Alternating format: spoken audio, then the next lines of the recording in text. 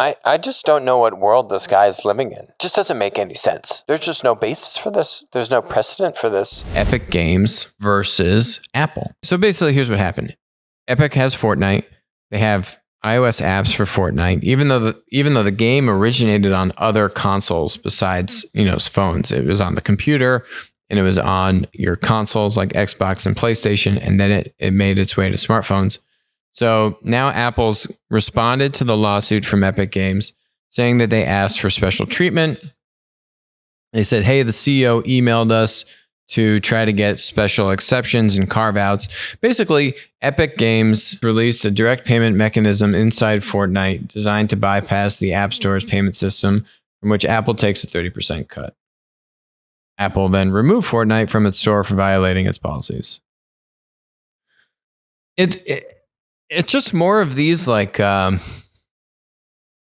don't know. It's like I'm living in an alternate reality or something where, what is painstakingly obvious and straightforward and simple just somehow magically becomes confusing to everyone. And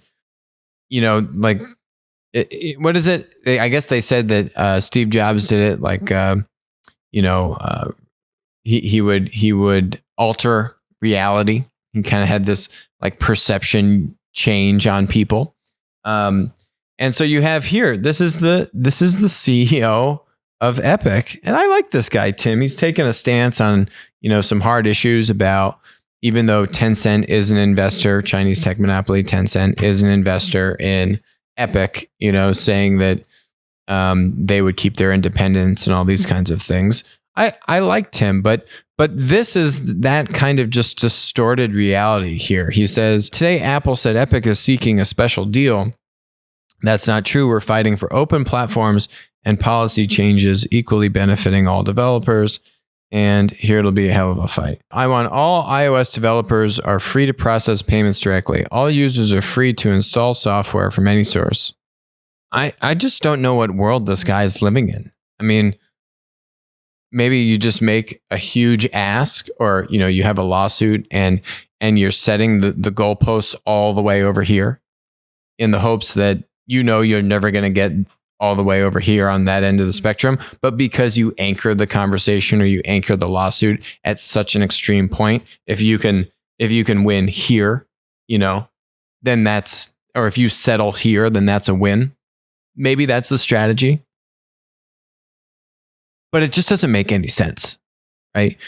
Literally, since over a decade now, Apple takes 30% of in-game app purchases. Okay. I mean, this was actually the original category of apps that first had in-app monetization. So gaming, it was the first category of apps. If we rewind, I don't know, 13 years ago now, back to the App Store, and back then, all you would be able to do is basically, it was free apps or paid apps. The whole idea of in-app purchasing was new at that time. So it was free or paid.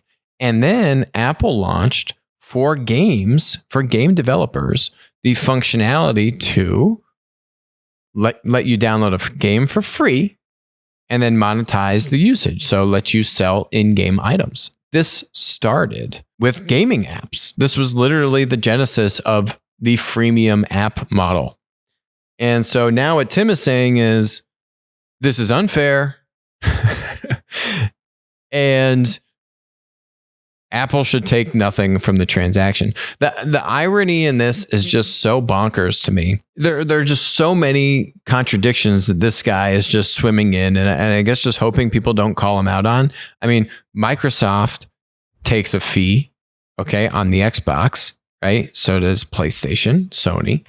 And on the PC, where Fortnite started, they launched their own app store competitive to the incumbent, the current incumbent, which is Steam, owned by Valve. And that was a PC game store. Now, Epic launched their own game store to be competitive with that. So, I mean, this guy understands platforms very well. We've actually studied what Epic did with their PC game store on the show and talked about why it was a big win for them. But he just wants it his way, and I think he's willing to say whatever it is, right? We're fighting for open platforms to benefit all developers, and this means that all users developers are free to process payments directly, and you don't have to pay the gatekeeper anything.